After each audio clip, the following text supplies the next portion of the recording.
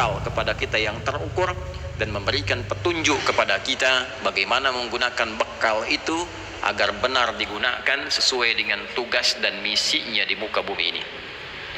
Maka ada di antara kita yang bekalnya dominan pada pengetahuannya, diberikan oleh Allah ilmu dan dia berdoa, Rabbi zidni ilma, ya Allah tambahkan aku pengetahuan. Semakin bertambah ilmu bukan hanya menjadikan kita sebagai manusia yang pintar, tapi tingkat tertinggi dari manfaat ilmu itu adalah mampu mengenalkan dan mendekatkan kita dengan Allah Subhanahu wa ta'ala.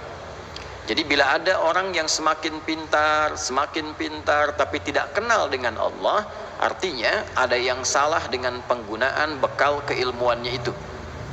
Innama yakhshallaha min ibadihil ulama'u.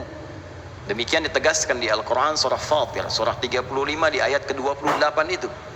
Innama adatul hasri, huruf pembatas.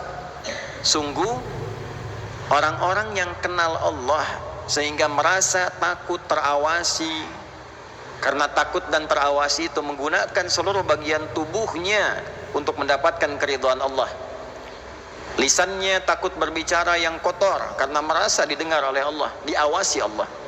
Tangannya takut digunakan pada yang tidak benar, takut korupsi, takut mencuri, takut menipu, takut mencontek, karena merasa hingga menghadirkan rasa takut pada yang positif, itu disebut dengan khasyah.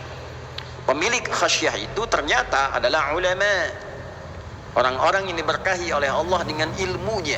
Tingkat tertinggi ilmu itu adalah mendekatkan diri kepada Allah, yang dengan kedekatan itu dibimbing ilmunya melahirkan perbuatan-perbuatan dan putusan yang bermanfaat.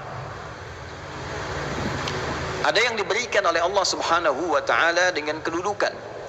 Qulillahumma malikal mulki tu'til mulka man tasha' wa tanzi'ul mulka mimman tasha' wa tu'izzu man tasha' wa tudhillu man tasha' biyadikal khair innaka ala kulli syai'in qadir.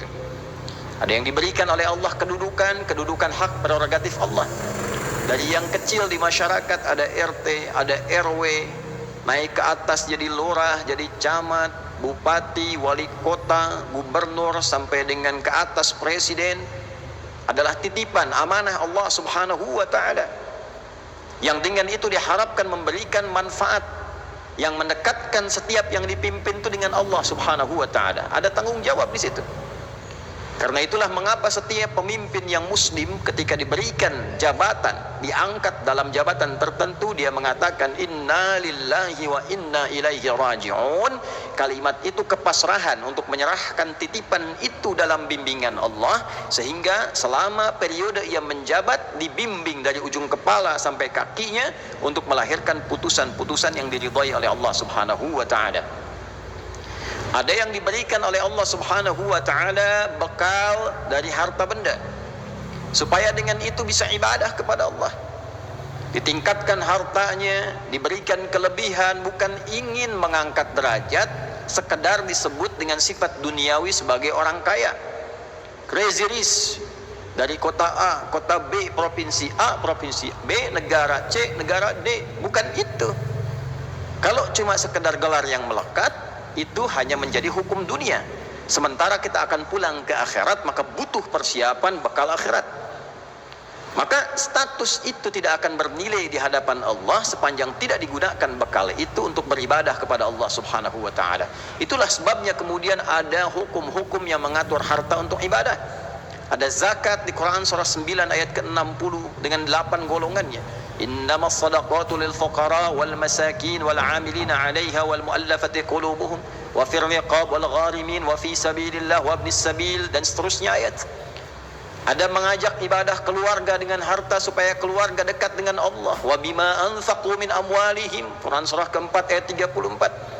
Ada melihat kemudian orang tua, kerabat terdekat, anak yatim, orang-orang miskin, Quran surah kedua ayat 215. Yas'alunaka madza yunfiqun qul ma anfaqtum min khairin falil walidain wal aqrabin wal yatama wal masakin wa ibnis sabil. Ada lagi ibadah umum dengan harta untuk kemaslahatan bersama umat yang banyak. Al-Baqarah ayat 261. Bisa infak untuk sekolah, untuk pesantren, untuk jalan, untuk kehidupan. Mathalul ladzina yunfiquna amwalahum fi sabilillah kamathali habbatin ambatat sab'a sanabil fi kulli sumbulatin mi'atu habbah wallahu yudha'ifu liman yasha'u wallahu wasi'un 'alim. Ada yang keempat, diberikan tenaga, bukan untuk disebut sebagai orang paling kuat di bumi, orang yang tenaganya paling ekstra, bisa mengangkat beban di luar kadar kemanusiaan biasa, bisa berlari melebihi kecepatan singa misalnya. Bukan status ini yang ingin dibanggakan. Apakah tenaganya bisa digunakan untuk ibadah? Lihat bangun malamnya, lihat bacaan Al-Qur'annya, lihat tilawahnya, lihat puasanya. Jangan-jangan siangnya sibuk, paginya sibuk, malamnya pun tak mampu bangun. Innalaka fin nahari sabhan tawila. Sungguh pagimu sampai menjelang malam itu sibuknya luar biasa. Cita-cita masuk surga hanya sekedar baca Al-Quran tak mampu, bangun malam tak ada daya.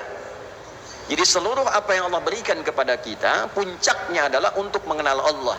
Inna fi khalqis samawati wal ardi wa ikhtilafil laili wan nahari la ayatin li ulil albab الذين يذكرون الله قياما وقعودا وعلى جنوبهم ويتفكرون في خلق السماوات والأرض ربنا ما خلقت هذا باطلا سبحانك فقنا عذاب النار. Itu diantara ayat yang kita bacakan saat bangun tidur. Ali Imran ayat 190 sampai rangkaiannya ayat 200. Demikian disampaikan dalam Sunan Abu Daud nomor hadis 1367, tersambung riwayatnya pada sahabat junior Ibnu Abbas radhiyallahu taala anhuma saat mengamati kebiasaan Nabi bangun dari tidur. Itulah ulul albab, orang yang paham tentang kehidupan, orang yang mengerti untuk apa hidup. Tanyakan pada diri kita, untuk apa kita hidup? Kenapa ada di dunia ini? Setelah meninggal mau kemana? Nah, maka orang-orang yang paham tentang esensi hidup disebut dengan ulul albab. Dia mengerti bagaimana cara hidup dan dia gunakan bekal hidup yang telah dia ketahui untuk beribadah kepada Allah. Tinggal memilih. Tidak usah cemburu kepada yang banyak harta, tidak usah cemburu kepada yang banyak ilmu, tidak usah cemburu kepada yang tinggi jabatan, yang kuat kemudian tenaganya. Cukup kita mau pilih dari empat itu, pilih yang mana supaya optimal ibadah kepada Allah Subhanahu wa taala. Ikhtiarkan.